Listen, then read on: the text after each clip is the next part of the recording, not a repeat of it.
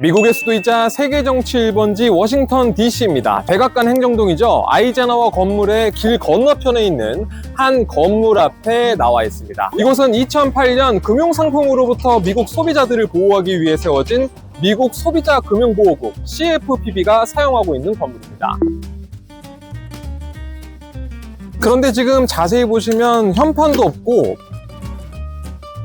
문에 붙어있는 로고 스티커도 모두 떼어져 있어서 언뜻 보면 어떤 곳인지 모를 정도입니다. 도널드 트럼프 미국 대통령이 일론 머스크 테슬라 CEO에게 맡긴 정부 효율부 도지의 연방정부 구조조정 광풍이 이곳 워싱턴 DC를 휩쓸었는데 이 기관 역시 그 광풍을 피하지 못한 것입니다. 오늘은 연방 직원들을 떨게 만든 트럼프와 머스크의 구조조정, 그 나비 효과를 이야기해 보려고 합니다.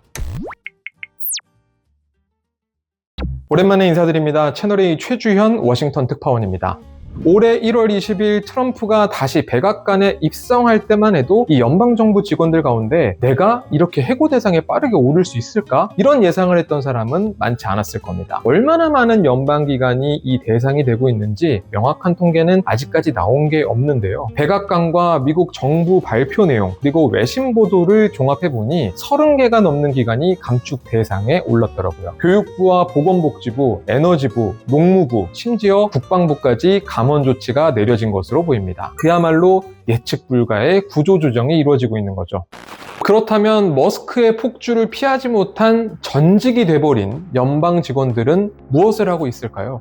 수소문 끝에 99%의 감축률과 함께 사실상 조직이 와해된 미국 국제개발처 USAID에서 해고된 직원과 직접 이야기를 해볼 수 있었습니다. USAID는 미국 정부의 대외 원조와 개발 협력 정책을 주도해왔던 기관인데 개발도상국의 질병 퇴치나 빈곤 퇴치 등에 적극적으로 나서왔던 조직입니다. 해고 통보를 받은 당일에 대해 물어봤는데 이렇게 묘사했습니다. My contractor sent me an email and said to return home, to stop all work. You'll be provided more information, but essentially today is your last day of work. I wasn't able even to get out of the office using my badge because my badge had already been shut off. 셀레나 씨는 USAID 기술팀에서 일을 했다고 하는데 지난 1월 말 해고 통보를 받을 당시 70명 정도가 동시에 같은 내용의 이메일을 받았다고 합니다. 업무 중단 명령과 함께 무급휴직 처리를 우선적으로 받았는데 이 점을 가장 힘든 점으로 꼽았습니다. 몇 달간 급여를 받지 못하는 것은 물론이고 의료보험 같은 기본적인 복지 혜택도 순식간에 중단되다 보니 생활 자체가 어려워진 것이죠. 아르바이트와 구직 활동을 닥치는 대로 할 수밖에 없었습니다. I did not have income from USAID or from my work with USAID since the end of January. So I have been like dog sitting and babysitting, dog walking, babysitting in the job market, and actually just accepted a job which will start soon. I know that I'm the only person that I know who has gotten a job. 갑작스러운 해고에 소송을 거는 사람들도 있고 거리에서 이 고용 불안을 호소하며 시위를 하는 사람들도 있는데 워싱턴 DC 거리를 걷다 보면 이 연방정부 해고 직원들을 임시 직원으로 뽑겠다 이런 공지를 붙이고 있는 식당이나 카페도 볼 수 있을 정도니 그들의 삶이 얼마나 팍팍해졌는지 알 수 있는 대목이죠. 가장 직접적으로 반영되는 곳이 부동산 시장입니다. 머스크 광풍의 주택 재고가 역대 최고 수준으로 급증했기 때문인데요. 미국에서는 제가 나와 있는 이 지역을 DMV라고 일컫습니다. 워싱턴 DC 디스트릭트 오브 콜롬비아의 D, 인접지역인 메릴랜드주의 M, 포토맥강 건너에 위치한 이 버지니아주의 V를 따와서 워싱턴 인근 권역을 DMV 이렇게 부르는데요. 백악관부터 국방부, 국무부, 재무부, 상무부 외에도 연방정부의 크고 작은 기관까지 위치한 이 워싱턴으로 출근을 하기 위해서는 DMV 지역에 집을 구하려는 직원들이 당연히 많겠죠. 연방 직원 고용에 깊이 의존하고 있는 부동산 시장인 겁니다. 다시 말해서 해고 대상에 오르는 직원들이 많으면 많아질수록 공실은 점점 더 늘어날 수밖에 없는 겁니다. 4월 한 달 동안 워싱턴과 인근에서 매물로 나온 주택수는 지난해 같은 기간에 비해 25%나 급증했습니다. 이 증가 추세가 역대 최대 폭으로 늘어난 거죠. 저도 체감을 하는 게 지나다니다 보면은 주택을 내놓았으니 임대 문의를 하라는 간판도 자주 보이고요. 아파트 같은 다가구 주택들의 경우에는 주차비 면제, 몇 달치 월세 면제 이런 것들을 홍보하면서 구멍난 세입자 명단을 어떻게든 메우려고 메우려고 애를 쓰는 것 같습니다. 3달 전에 미국 워싱턴 DC의 부동산에 대해서 취재할 일이 있었는데요. 워싱턴 DC에서 가장 비싼 부동산 거래를 한 사람이 혹시 누군지 아시나요?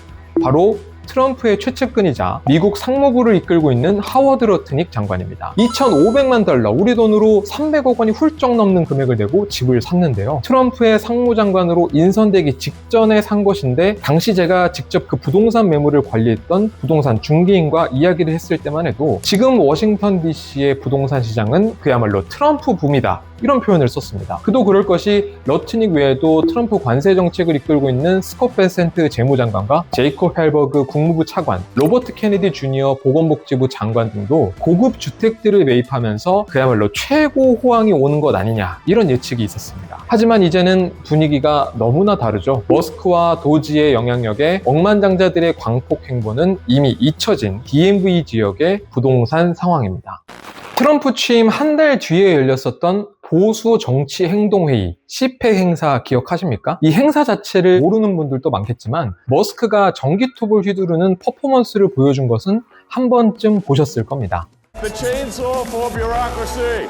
트럼프가 연방정부 구조조정을 위해서 손에 쥐어졌던 권력을 머스크가 이 전기톱을 휘두르듯 여기저기에 들쑤셨는데, 그렇다면 얼마나 많은 연방정부 직원들이 일터를 떠나게 됐을까요? 미국 언론들이 분석 보도한 내용을 보면은 최소 12만 명 이상의 연방 직원이 해고됐거나 해고 대상에 올랐다고 하고요. 15만 명 정도가 추가로 감축 대상에 오를 수 있다, 이런 예측이 나오고 있습니다. 연방정부 직원이 240만 명 수준이라고 하는데 11% 정도가 사실상 이번 정책의 대상에 오른 셈이죠. 머스크는 처음에는 이 도지가 2조 달러, 그러니까 약 2,800조 원을 절감해야 한다, 이렇게 판단을 했고 현재 1,700억 달러 정도 절감했다고 주장하고 있습니다. 우리 돈으로 240조 원 정도를 아낀 셈인데 사실이라면 굉장히 큰 돈을 아꼈다라고 봐야겠습니다. 경영인 머스크를 생각한다면 이 연방 직원들의 해고 수수는 놀랍지만은 않습니다. 트위터를 인수한 직후에 성급하게 대량 해고에 나섰다가 부설에 올랐는데 한밤중에 직원들에게 이메일로 해고 사실을 통보했다가 필수 이력이 일부 포함된 것을 깨닫고 뒤늦게 복귀를 요청했다, 이런 이야기는 굉장히 유명하죠. 그리고 공직자가 된 머스크의 구조조정도 잡음이 이어졌습니다. 정부 효율부가 재무부의 결제 시스템 접근 권한을 얻어서 정부 지출 내역을 샅샅이 뒤져본 일이나 미국의 핵무기 관련 국가안보 필수 인력 300여 명을 정리해고하면서 월권 논란과 실수도 이어졌죠. 앞서 보여드린 대로 이 워싱턴 DC 인근에 공실이 많아지면서 부동산이나 상권 침체 우려가 나오는 것도 있지만 무엇보다 이 방식에 대한 평가가 엇갈리고 있습니다. 그러다 보니 이 법원이 잇따라 연방정부 직원 정리해고에 대해 제동을 걸거나 복직 명령을 내리기 시작했고요. 일각에서는 정부 효율부가 공개한 자료 중에 일부 오류나 검증되지 않은 내용도 있다, 이런 주장도 나오고 있습니다. 트럼프가 꿈꿨던 이 연방정부 효율화가 강제로 잠시 멈출 수밖에 없는 상황이 되고 있는 거죠. 자연스럽게 취임 초기에 이 트럼프의 최측근이자 실세는 머스크다, 이런 분석도 조금씩 사그라들면서 머스크 스스로도 이 연방정부 구조조정의 최전선에서 물러나 경영인으로 돌아갈 시간이 얼마 남지 않았다는 점을 밝히고 있습니다. You know, they say I wear a lot of hats, and as you can see, it's true. Even my hat has a hat. Tremendous amount has been accomplished in the first 100 days. As everyone has said, it's more than has been accomplished in any administration before, ever.